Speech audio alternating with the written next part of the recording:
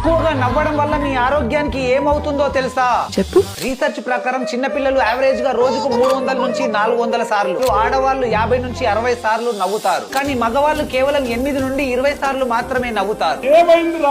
Smile చేయడం వల్ల dopamine, serotonin and endorphin వంటి హార్మోన్స్ రిలీజ్ అయ్యి హ్యాపీనెస్ అండ్ రిలాక్సేషన్ వస్తాయి. ఫోకస్ అండ్ క్రియేటివిటీ పెరుగుతాయి. ఈవెన్ ఫేక్ స్మైల్ చేసినా కూడా మీ బ్రెయిన్ నమ్మి హ్యాపీ హార్మోన్స్ ను రిలీజ్ చేస్తుంది. ఒక చిన్న స్మైల్ కూడా 10 నుండి 12 ఫేషియల్ మజిల్స్ ని యాక్టివేట్ చేస్తుంది.